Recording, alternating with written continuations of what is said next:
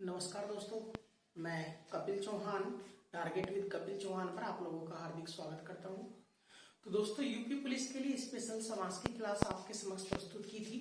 अगर आपने क्लास पूरी देख ली हो तो आज उसी क्लास के प्रैक्टिस क्वेश्चन और हर क्वेश्चन में करने की कोशिश करें। दोस्तों, 40 क्वेश्चन आप पे कराए जाएंगे। अगर आपने 35 प्लस के आंसर दिए तो आप राइट हो, वरना दिक्कत में हो गए, क्योंकि समास का एक क्वेश्चन आऊंगा और ज्यादा से ज्यादा प्रैक्टिस करें। तो दोस्तों, शुरुआत करते हैं आज की क्लास की। क्या दिया? देश सेवा का सही समास विग्रह क्या होगा? देश सेवा का बताना भाई कि देश सेवा का सही समास विग्रह क्या होगा। ऑप्शन में दिया देश के लिए सेवा, देश की सेवा, देश से सेवा और सेवा जो देश के लिए।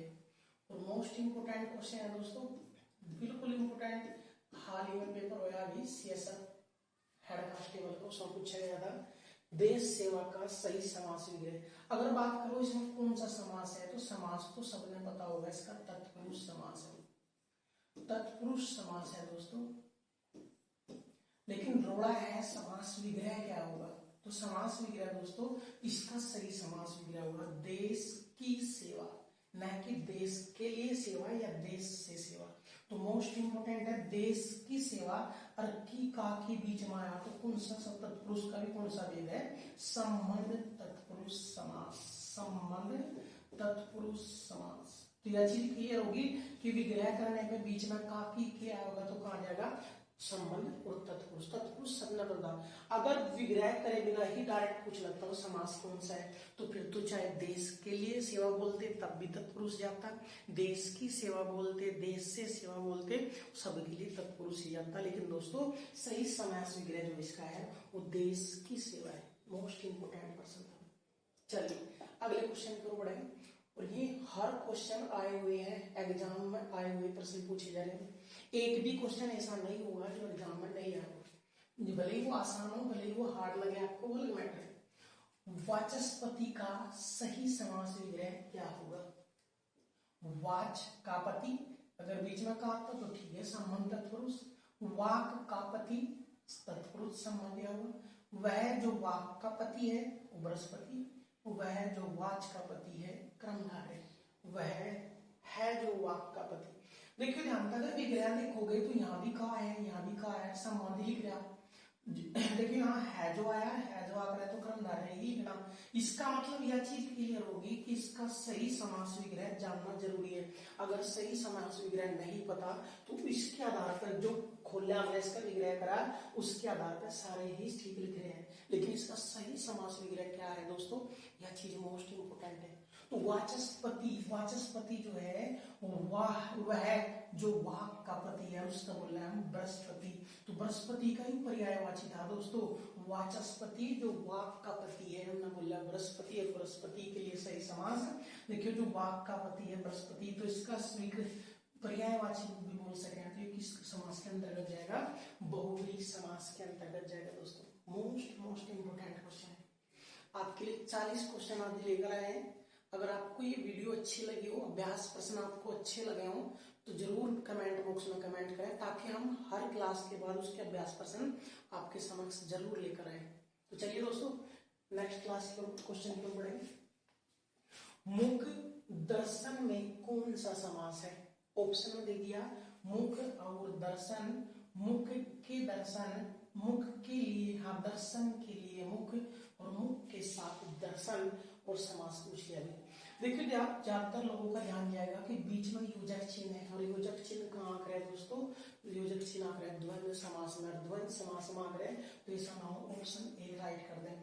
जबकि हम अगर इसका विग्रह करें, मुख और दर्शन कोई अलग चीज थोड़ी नहीं है, मुख और दर्शन, दर्शन कोई अलग चीज नहीं है, मुख के दर्शन है।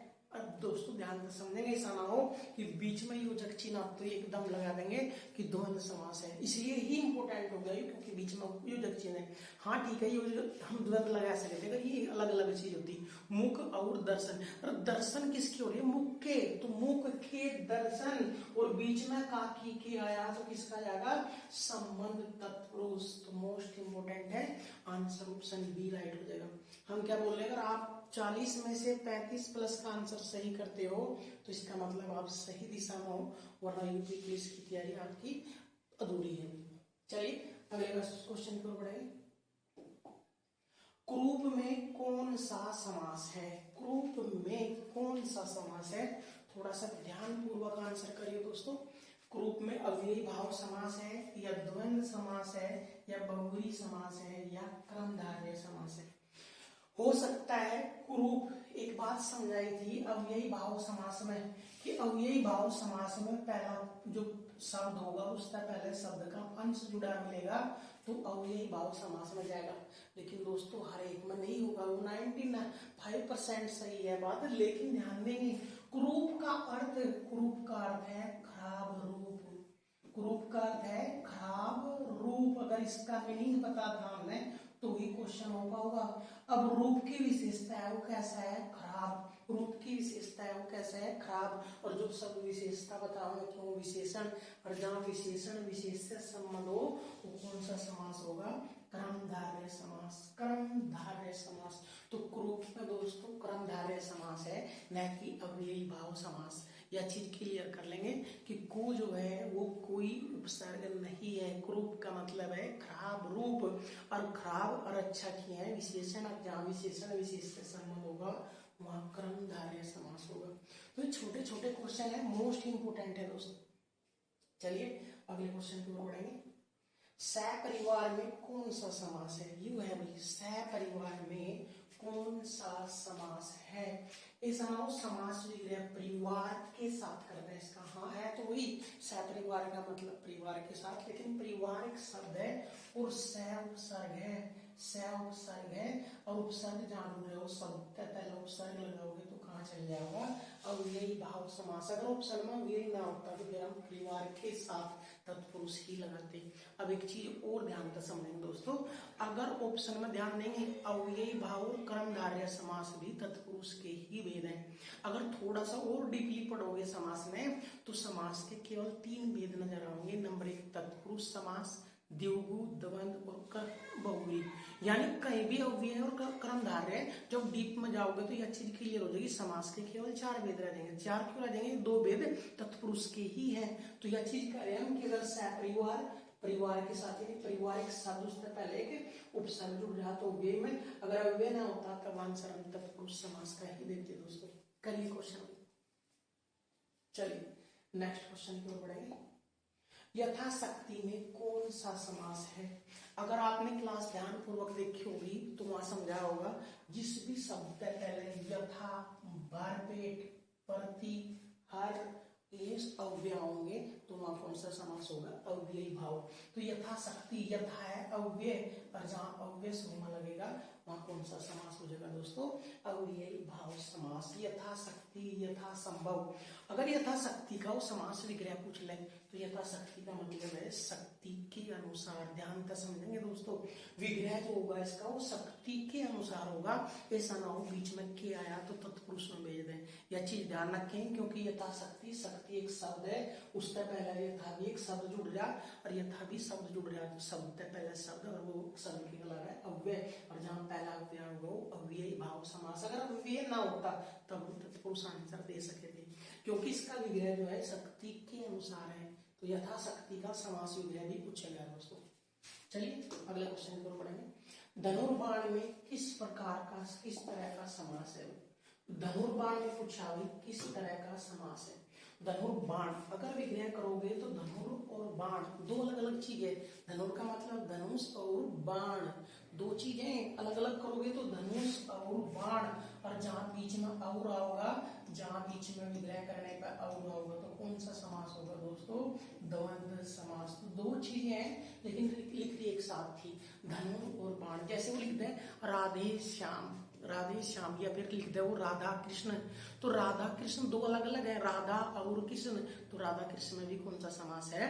द्वंद्व समास ही है। राधे श्याम लिख दे, राधे और श्याम, वहां भी दो है, दोनों अलग अलग करोगे तो और अलग होंगे। ऐसे ही यहाँ धनुष अलग था और बाण अलग लिख दिए, धनुष और बाण, तो विग्रह करने पर बीच में और आया तो कौन सा समास होगा दोस्तों?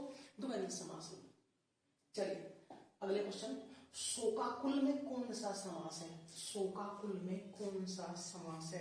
तो शोक में आकुल, अगर हम विग्रह करना सीख गए तो क्वेश्चन खत्म हो जाएगा समास के।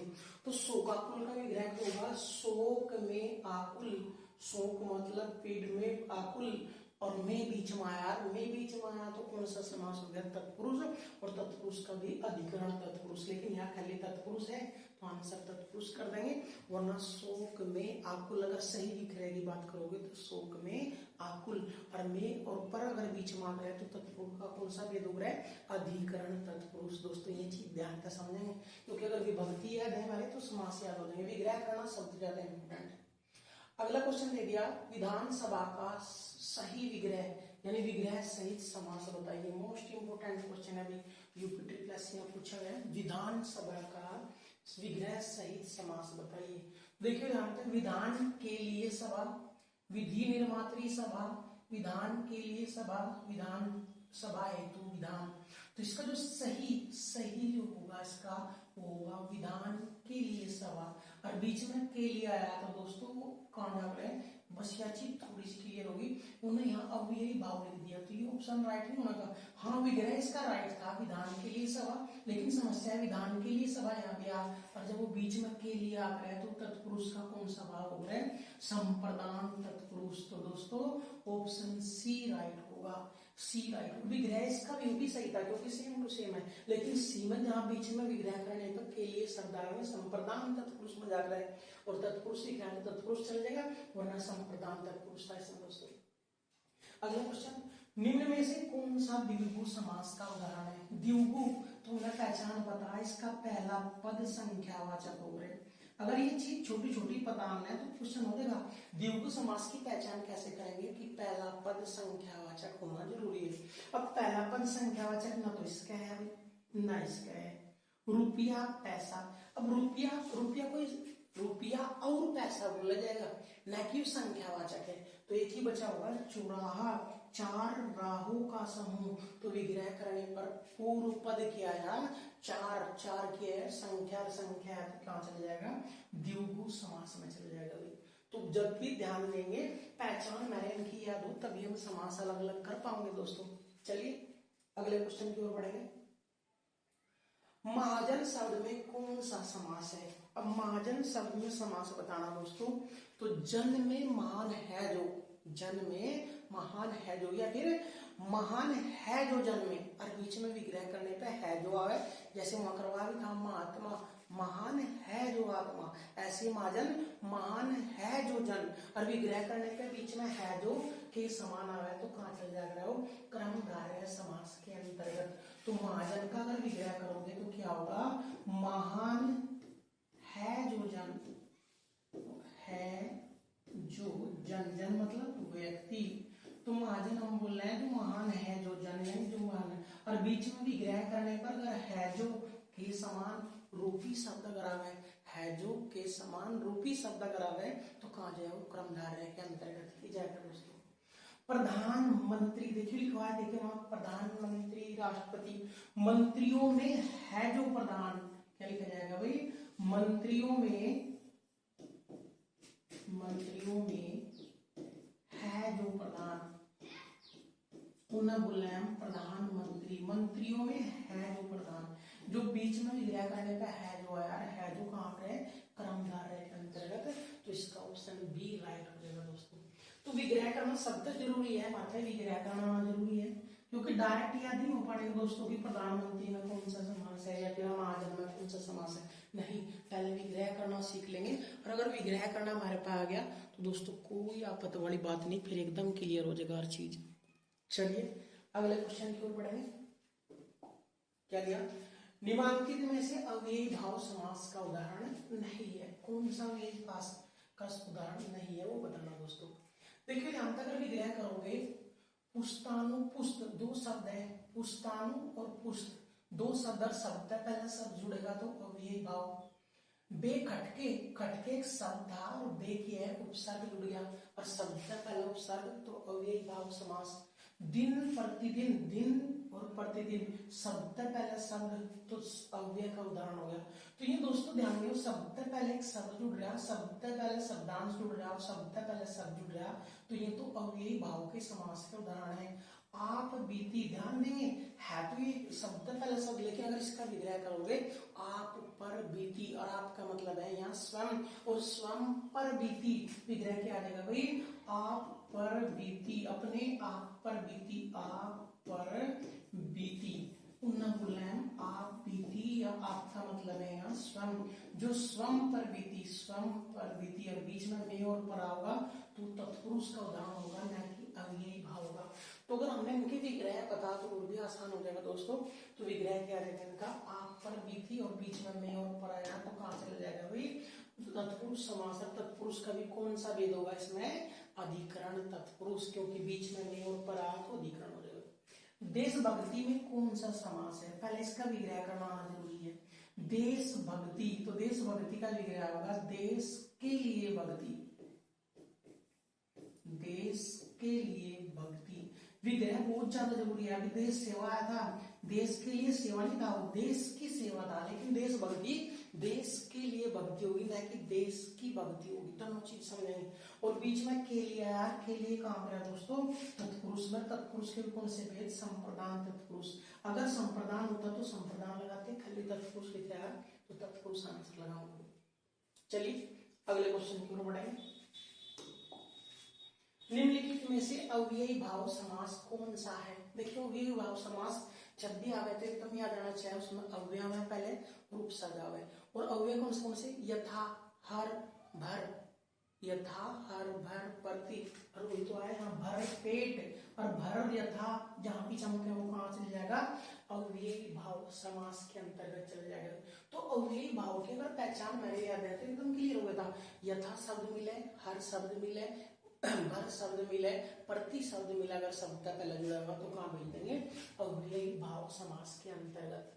नेक्स्ट वन, समास के कितने पद होते हैं दोस्तों, दोस्तों समास के कितने पद होते हैं, दो, कौन कौन से, पूर्व पद और उत्तर पद, पूर्व पद और उत्तर पद। अगर क्लास पूरी देखी होगी तो शब्द पहले ये था, पहले पद को पूर्व पद और दूसरे पद को उत्तर पद कहते हैं। तो समास में कितने पद होते हैं, दो पद होते हैं। चलिए अगले क्वेश्चन की ओर बढ़ेंगे। क्या दिया, जिस समास में दूसरा पद प्रधान हो उसे क्या कहते हैं, देखिए ध्यान करें, द्विगु समास जिसका पहला पद संख्यावाचक होगा, पहला पद प्रधान होगा, द्वंद्व जिसमें दोनों पद प्रधान होते हैं, क्रमधारय जिसमें उत्तर पद प्रधान होता है, और इसमें देखिए दोनों पद विशेषण विशेष से संबंध होता है, तत्पुरुष समास का उत्तर पद प्रधान होता है, यानी दूसरा पद प्रधान होता है। अगर अव्ययी भाव की बात करोगे तो पहला पद प्रधान होता है, तत्पुरुष समास की बात करोगे तो दूसरा पद प्रधान होता है, द्विगु समास का पहला पद संख्यावाचक होता है, द्वंद्व समास के दोनों पद प्रधान होते हैं, और बहुव्रीहि समास का कोई भी पद प्रधान नहीं होता। देखिए दोनों पद प्रधान रहते हैं, यहाँ देखिए ऊपर दोनों पद प्रधान किसमें हो, द्वंद्व समास में, द्वंद्व समास में दोनों पद प्रधान होते हैं। ये बात कहाँ पे सीखेंगे हम, अगर पिछली क्लास ना देखी हो तो हर एक की परिभाषा में यह चीज लिख दी है, इस समास के दोनों पद प्रधान होते हैं, इसके दोनों पद प्रधान होते हैं। तो द्वंद्व समास जिसके दोनों पद प्रधान होते हैं। चलिए तत्पुरुष समास का द्वितीय पद प्रधान होता है, क्रमधारय में विशेषण विशेष से संबंध होते हैं, और द्विगु में पहला पद संख्यावाचक होता है। चलिए सप्तवर्षी में कौन सा समास है दोस्तों, सप्त मतलब सात, और जिसका पहला पद संख्यावाचक, तो कौन सा समास होगा, द्विगु समास। अगर मैंने उनकी परिभाषा याद है तो जिसका पहला पद संख्यावाचक हो ना बोलना है द्विगु समास, और सप्त मतलब सात, सप्तवर्षी बोल रहे, सप्त सिंधु बोल रहे, सप्त ऋषि बोल रहे, और सप्त का मतलब सात, और सात का मतलब संख्या, संख्या का मतलब द्विगु समास के अंतर्गत जाएगा। यथाशक्ति, देखिए यथा, भर, प्रति, कहाँ आएगा, अव्ययी भाव समास, कहाँ चले जाएगा दोस्तों, राइट का क्लिक कर देंगे, अव्ययी भाव समास। यथाशक्ति, यथा रुचि, यथा संभव, भर पेट, हर संभव, प्रतिदिन, प्रतिकूल, प्रतिरूप, ये सब के सब किसके उदाहरण है, अव्ययी भाव समास के अंतर्गत ही जाएंगे। चलिए नेक्स्ट क्वेश्चन, निम्नलिखित में से कौन सा तत्पुरुष का भेद नहीं है? राजकुमार, राजकुमार का विग्रह करो, राजा का कुमार, बीच में क्या आया? कार, का की का कहाँ करें? तत्पुरुष के अंतर्गत। यज्ञ वेदी, यज्ञ के लिए वेदी, यज्ञ के लिए वेदी, और बीच में के लिए आया तो कहाँ करें? संप्रदान, संप्रदान किसका है? तत्पुरुष के लिए। आजन्म, जन्म से, आ जन्म, देखियो जन्म तक पहला आ और आ है उपसर्ग, और उपसर्ग है तो ये लगेगा अव्ययी भाव समास, अव्ययी भाव समास। ग्राम में वास, और बीच में में होगा तो कहाँ होगा? में पर अधिकरण। तो ये तो तीनों के तीनों पहला, दूसरा और चौथा किसके उदाहरण है? तत्पुरुष के, लेकिन अव्ययी भाव को उदाहरण है। और वो पूछ रहा निम्न में से कौन सा तत्पुरुष समास का भेद नहीं है? तो आ जन्म, आ जन्म में जन्म से पहला आ उपसर्ग है, और जहाँ उपसर्ग लगेगा पहले वहां कहाँ होगा? अव्ययी भाव समास। चलिए दोस्तों, निम्नलिखित में कौन सा कर्मधारय समास है? कर्मधारय समास देखिए ध्यान से, दिया बाती, दिया और बाती दोनों अलग अलग है। ऊंच और नीच विलोम शब्द है, भला और बुरा विलोम शब्द है। और जब विलोम शब्द, दोनों विलोम शब्द है और इनमें विग्रह करने पर और आया, और विलोम शब्द और या बीच में और आया विग्रह करने पर, तो द्वंद्व समास के उदाहरण है। लेकिन एक बचा अधमरा, मरा, आधा है जो मरा, अगर विग्रह करोगे आधा है जो मरा और बीच में है जो आया तो कर्मधारय के अंतर्गत चल जाएगा। तो बाय ऑप्शन भी कट कर सकते, तीन ऑप्शन कट जाते, एक ही बचता, या फिर विग्रह करना हमारा अर्थ हो। चलिए, गुरुदेव शब्द में कौन सा समास है? और कई बार क्वेश्चन पूछा गया, और बारहसिंगा में कौन सा समास है? गुरुदेव, ध्यान देंगे भाई, गुरुदेव का जो समास विग्रह है, देव के समान गुरु या देव के समान गुरु, यानी जो गुरु का दर्जा दिया गया, गुरु का जो दर्जा दिया वो किसके समान है? देवताओं के समान, या उससे भी ऊंचा दर्जा दिया गया है। तो देव के समान गुरु, गुरुदेव मतलब देव के समान गुरु, और बीच में विग्रह करने पर है जो या के समान आवे तो कहा जाता है कर्मधारय के अंतर्गत, या देव रूपी गुरु, इन्हें बोल सकते गुरुदेव ने देव रूपी गुरु, और बीच में रूपी के समान है जो आवे तो गुरुदेव यानी कर्मधारय के अंतर्गत जाएगा। बारहसिंगा में कौन सा समास है? देखो ध्यान दें, ऐसा ना हो कि संख्या देखते ही एकदम द्योगु लगा दे दोस्तों, क्योंकि बारहसिंगा यहाँ मतलब 12 सींग वाला है, लेकिन बात समझेंगे, वह हिरण जिसके 12 सींग है उसकी ओर इशारा किया जा रहा है, यानी हिरण विशेष की ओर इशारा किया जा रहा है। ऐसा नाम बारहसिंगा का मतलब 12 सींग, 12 सींग नहीं मतलब है 12 सिंगा, वह हिरण जिसके 12 सींग है और जिसके बीच में आया और जिसकी ओर इशारा कर रहा तो बहुव्रीहि समास के अंतर्गत जाएगा। अगर लिखते 12 सिंह है ना, 12 सिंह पहला संख्या थी तो द्विगु समास था, लेकिन 12 सिंगा का मतलब 12 सिंह नहीं है, 12 सिंहों वाला है, 12 सिंहों वाला हिरण की ओर इशारा किया जा रहा है, तो यहाँ बहुव्रीहि समास है दोस्तों। वह हिरण जिसके 12 सिंह है और जिसके 12 सिंह है उसकी ओर इशारा कर रहे तो बहुव्रीहि के अंतर्गत जाएगा, न कि 12 सिंगा का विग्रह 12 सिंह है। अगर 12 सिंह विग्रह होता तब हम द्विगु लगाते। चलिए नेक्स्ट क्वेश्चन की ओर बढ़ो। निम्न में से कौन सा शब्द कर्मधारय का उदाहरण है? कर्मधारय का उदाहरण देखिए ध्यान से समझिए। गगन चुंबी का विग्रह करो, गगन को चूमने वाला, विग्रह करने पर क्या है बीच में को। पाठशाला, पाठ के लिए शाला, विग्रह करने पर बीच में क्या आया के लिए। श्वेत पत्र, वह पत्र जो सरकारी कामकाज में यूज होता है उसे श्वेत पत्र बोलते हैं, यानी पत्र विशेष की ओर कर रहा है सारा, पत्र विशेष। और जब भी किसी विशेष की ओर इशारा हो तो बहुव्रीहि के अंतर्गत जा रहा है। तो पत्र विशेष केवल श्वेत पत्र हो सरकारी दस्तावेज, तो श्वेत पत्र किसकी ओर इशारा कर रहा है? सरकारी दस्तावेज की ओर, तो इसमें कौन सा समास है? बहुव्रीहि। और नीलकंठ, नीलकंठ बोले तो नीलाकंठ, और पहला शब्द अगर रंग है तो कौन सा है? विशेषण, और विशेषण है तो कौन सा है? वो कर्मधारय समास है दोस्तों। अगर बात करें गगन चुंबी में कौन से समास है तो बीच में को आया तो तत्पुरुष समास है, तत्पुरुष का भी कौन सा? कर्म तत्पुरुष, क्योंकि बीच में को आया। के लिए आया बीच में तो के लिए आया तब भी तत्पुरुष है, तत्पुरुष का कौन सा भेद? संप्रदान तत्पुरुष। श्वेत पत्र सरकारी दस्तावेज की ओर इशारा कर रहा है, और सरकारी दस्तावेज यानी पत्र विशेष की ओर इशारा कर रहा है, तो इसमें बहुव्रीहि समास है। नीलकंठ, नीला है जो कंठ, विग्रह करेंगे नीला है जो कंठ, बीच में है जो आया इसलिए बोल दो, या फिर हम बोल रहे नीला है जो कंठ की जगह नीला कंठ भी बोलो, नीला है रंग, और रंग है विशेषण, विशेषण है तो कर्मधारय, क्योंकि कर्मधारय की पहचान है उसके कर्म विशेषण विशेष से संबंध मिलता है। परमानंद शब्द में कौन सा समास है? दोस्तों विग्रह करना मोस्ट इंपोर्टेंट है। परम है जो आनंद, परम है जो आनंद। अगर इसके विग्रह की बात करोगे तो परमानंद का विग्रह है परम है जो आनंद, और जहां आनंद जो है परम, परम है जो आनंद, यानी आनंद की सीमा अपार होगी, चरम सीमा का जो आनंद है हमने बोला है परमानंद, और बीच में है जो है तो कहां चले जाएगा भाई? कर्मधारय के अंतर्गत परम है जो आनंद। चलिए नेक्स्ट क्वेश्चन की ओर बढ़ेंगे। निम्नलिखित में कौन सा समास का भाग नहीं है? अवयवी भाव भी है, कर्म कारक, कर्म कारक नहीं है भाई, बहुव्रीहि समास भी है, द्वंद्व भी है, कर्म तत्पुरुष होता यु कर्म कारक नहीं है, तो कर्म कारक समास नहीं है हमारे पास। और वही पूछ रहा था कौन सा भाग समास का नहीं है, तो ये कर्म तत्पुरुष है हमारे पास, कर्म कारक समास नहीं है। महाजन अभिया था, महान है जो जन, महान है जो जन, यानी जनों में महान, महान है जो, और बीच में है जो है तो कर्मधारय, महात्मा महाजन, ये करा दी क्वेश्चन में। चलिए अगला क्वेश्चन की ओर बढ़ेंगे, दोबारा रिपीट हुआ क्वेश्चन। अगला क्वेश्चन क्या दिया? जिसमें कोई पद प्रधान नहीं होता तथा अन्य अर्थ प्रदान होता है।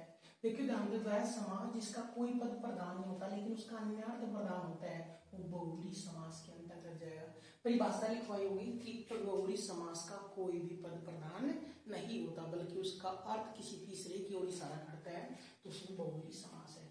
जलमग्न में कौन सा समास है? जलमग्न, तो जलमग्न का जो विग्रह करोगे, जल में मग्न, मग्न मतलब डूबा होगा, जल में मग्न, और जल में मग्न मतलब जल में डूबा हुआ, और बीच में पर आया तो कौन सा है?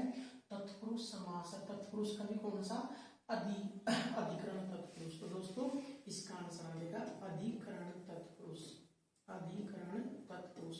अगर अधिकरण नहीं भी है ऑप्शन में तो तत्पुरुष ही आंसर देंगे, इसका ऑप्शन डी कट है, सी भी सी। तो जलमग्न का विग्रह करो, जल में मग्न, और बीच में पर आया तो अधिकरण तत्पुरुष। नेक्स्ट क्वेश्चन की ओर बढ़ेंगे। क्या दिया भाई? वज्रपाणि में कौन सा समास है? देखियो भाई ध्यान से, या तो विग्रह करना सीख लो, पानी का मतलब हाथ में, जिसके हाथ में वज्र है वो है इंद्र की ओर इशारा कर रहा है, तो इंद्र का पर्यायवाची है। लेकिन हम एक चीज सीख लेंगे, ध्यान से समझियो, जिस भी शब्द के लास्ट में पानी मिलेगा, जिस भी शब्द के लास्ट में पानी मिलेगा वो हमेशा बहुव्रीहि समास का ही उदाहरण होगा। इस चीज में याद भी रखें।